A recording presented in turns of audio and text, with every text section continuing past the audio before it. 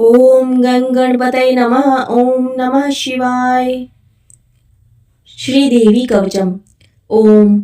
इस श्री चंडी कवच के ब्रह्मा ऋषि अनुषुप्त छंद चामुंडा देवता अग्न्यास में कही गई माताएं बीज दिगंबर देवता तत्व हैं। श्री जगदम्बा की प्रीति के लिए सप्तशती के पाठनभूत जप में इसका विनियोग किया जाता है। ओम चंडिका देवी को नमस्कार है। मार्कंडेय जी ने कहा, पितामह, जो इस संसार में परम गोपनीय तथा मनुष्यों की सब प्रकार से रक्षा करने वाला है और जो अब तक आपने दूसरे किसी के सामने प्रकट नहीं किया हो, ऐसा कोई साधन मुझे बताइए।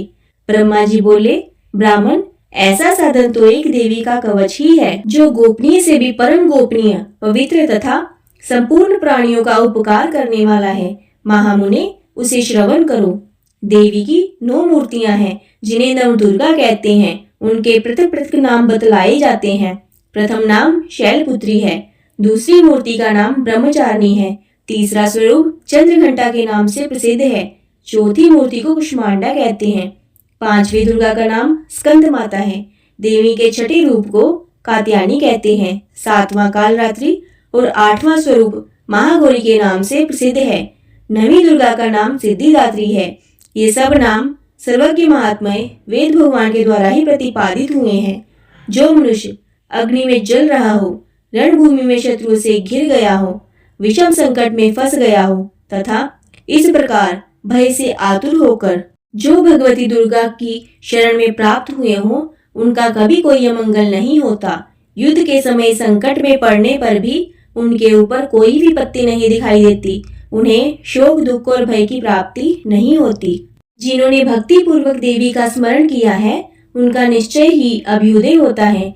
देवेश्वरी, जो तुम्हारा चिंतन करते हैं, उनकी तुम निस्संदेह रक्षा करती हो। चामुंडा देवी प्रेर पर आरूढ़ होती है, वाराही भैंसी पर सवारी करती है, इंद्री का वाहन एरावत हाथी है, वैष्णवी देवी गरुड़ पर ही आसन जमाती है, माहेश्वरी वृषभ पर आरूढ़ होती है, कुमारी का वाहन मयूर है, भगवान विष्णु की प्रियतमा लक्ष्मी देवी कमल के आसन पर विराजमान है और हाथों में कमल धारण किए हुए हैं। वृषभ पर आरूढ़ ईश्वरी देवी श्वेत रूप धारण कर रखा है। ब्राह्मी देवी हंस पर बैठी हुई है और सब प्रकार के आभूषणों से विभूषित है। इसी प्रकार ये सभी माताएं सब प्रकार की योग शक्तियों से संपन्न हैं। इनके सिवा और भी बहुत सी देवियां हैं जो अनेक प्रकार के आभूषणों की शोभा से युक्त तथा नाना प्रकार के रत्नों से सुशोभित हैं। ये संपूर्ण देवियां क्रोध में भरी हुई हैं और भक्तों की रक्षा के लिए रथ पर बैठी दिखाई देती हैं। ये शंकर, चक्र, गदा, शक्ति, हल और मूसल, खेटक, तोमर, परशु तथा पाश, कुंत और त्रिशूल एवं उत्तम शार, धनुष आदि अस्त्र शस्त्र अपने हाथों में धारण करती हैं। दैत्यों के शरीर का नाश करना, भक्तों को अभय दान देना और देवताओं का कल्याण करना, यही उनके शस्त्र धारण का उद्देश्य है। कवच आरंभ करने से पहले इस प्रकार प्रार्थना करनी चाहिए। महान रुद्र रूपा, अत्यंत घोर पराक्रम, महान बल और महान उत्साह वाली देवी, तुम महान भय का नाश करने वाली हो। तुम्हें नमस्कार है। तुम्हारी ओर देखना भी कठिन है। शत्रु का भय बढ़ाने वाली जगदम्बिके, मेरी रक्षा करो। पूर्व दिशा में इंद्री मेरी रक्षा करे, अग्निकोण में अग्रशक्ति, दक्षिण दिशा में वाराही और नैऋत्य कोण में खड्गधारिणी मेरी रक्षा करे। पश्चिम दिशा में वारुणी और वायव्य कोण में मृग पर सवारी करने वाली देवी मेरी रक्षा करे। उत्तर दिशा में कुमारी और ईशान कोण में शूलधारिणी देवी रक्षा करे। ब्राह्मणी, तुम ऊपर की ओर से मेरी रक्षा करो और वैष्णवी देवी नीचे की ओर से मेरी रक्षा करे। इसी प्रकार शव को अपना वाहन बनाने वाली चामुंडा देवी दसों दिशाओं में मेरी रक्षा करे। जया आगे से और विजया पीछे की ओर से मेरी रक्षा करे।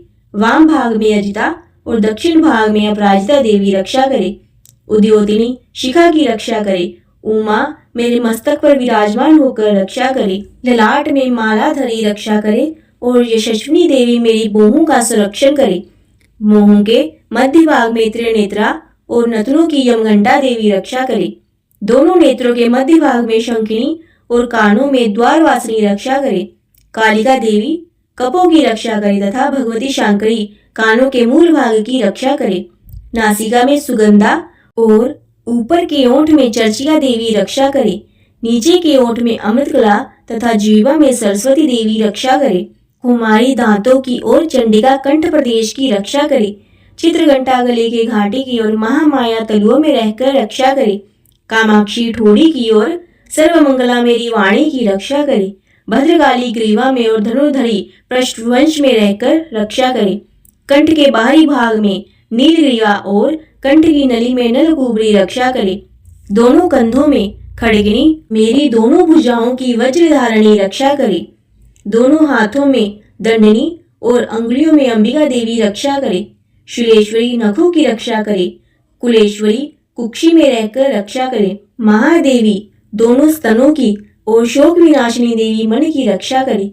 ललिता देवी हृदय में और शूलधारिणी उदर में रहकर रक्षा करे। नाभि में कामिनी और ग्रह भाग की गुणेश्वरी रक्षा करे। पूतना और कामिका लीड की और महिषवाहिनी गुदा की रक्षा करे। भगवती कटी भाग में और विंध्यवासिनी घुटनों की रक्षा करे। संपूर्ण कामनाओं को देने वाली महाबला देवी दोनों पिंडलिनियों की रक्षा करे। नारसिंगी दोनों घुटियों की और तेजस्विनी देवी दोनों चरणों के पृष्ठभाग की रक्षा करे। श्री देवी पैरों की उंगलियों में और तलवासिनी पैरों के तलुओं में रहकर रक्षा करे। अपनी दाढ़ों के कारण भयंकर दिखाई देने वाली दृष्टा कराली देवी नखों की और ऊर्ध्व केशनी देवी केशों की रक्षा करे। रोमावलियों के छिद्रों में कुबेरी और त्वचा की वागीश्वरी देवी रक्षा करे। पार्वती देवी रक्त मज्जा वसा मांस हड्डी और मेद की रक्षा करे। आंतों की कालरात्रि और पित्त की मुकुटेश्वरी रक्षा करे। मूलाधार आदि कमल केशों में पद्यावती देवी और कफ में चूड़ामणि देवी स्थित होकर रक्षा करे। नख के तेज की ज्वालामुखी रक्षा करे, जिसका किसी भी अस्त्र से भेदन नहीं हो सकता। वे अभेद्या देवी शरीर की समस्त संध्याओं में रहकर रक्षा करे। ब्राणी आप मेरे वीर की रक्षा करें। श्तेश्वरी छाया की तथा धर्मधारिणी देवी मेरे अहंकार मन और बुद्धि की रक्षा करे। हाथ में वज्र धारण करने वाली वज्रहस्ता देवी मेरे प्राण अपान व्यान उदान और समान वायु की रक्षा करे। कल्याण से शोभित होने वाली भगवती कल्याण शोभना मेरे प्राण की रक्षा करे। रस रूप गंध शब्द और स्पर्श इन विषयों का अनुभव करते समय योगिनी देवी रक्षा करे तथा सत्वगुण रजोगुण और तमोगुण की रक्षा सदा नारायणी देवी करे। वाराही आयु की रक्षा करे। वैष्णवी धर्म की रक्षा करे तथा चक्रिणी चक्र धारण करने वाली देवी यश कीर्ति लक्ष्मी धन तथा विद्या की रक्षा करे। इंद्राणी आप मेरे गोत्र की रक्षा करें। चंडिके तुम मेरे पशुओं की रक्षा करो। महालक्ष्मी मेरे पुत्रों की रक्षा करे और भगवती मेरी पत्नी की रक्षा करे। मेरे पथ की सुपथा तथा मार्ग की क्षेम करी रक्षा करे। राजा के दरबार में महालक्ष्मी रक्षा करे तथा सब ओर व्याप्त रहने वाली विजया देवी संपूर्ण भयों से मेरी रक्षा करे। देवी जो स्थान कवच में नहीं कहा गया अतएव रक्षा से रहित है, वे सब तुम्हारे द्वारा सुरक्षित हो, क्योंकि तुम विजयशालिनी और पापनाशिनी हो। यदि अपने शरीर का भला चाहे तो मनुष्य बिना कवच के कहीं भी एक पग न जाए। कवच का पाठ करके ही यात्रा करे। कवच के द्वारा सब और सुरक्षित मनुष्य जहाँ जहाँ भी जाता है वहाँ वहाँ उसे धन लाभ होता है तथा संपूर्ण कामनाओं की सिद्धि करने वाली विजय की प्राप्ति होती है। वे जिस अभीष्ट वस्तु का चिंतन करता है उसको निश्चय ही प्राप्त कर लेता है। वह पुरुष इस पृथ्वी पर तुलना रहित महान ऐश्वर्य का भागी होता है। कवच से सुरक्षित मनुष्य निर्भय हो जाता है। युद्ध में उसकी पराजय नहीं होती तथा वह तीनों लोकों में पूजनीय होता है। देवी का ये कवच देवताओं के लिए भी दुर्लभ है।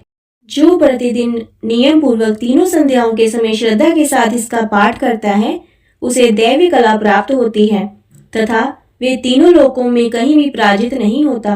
इतना ही नहीं, वे अपमृत्यु से रहित 100 से भी अधिक वर्षों तक जीवित रहता है।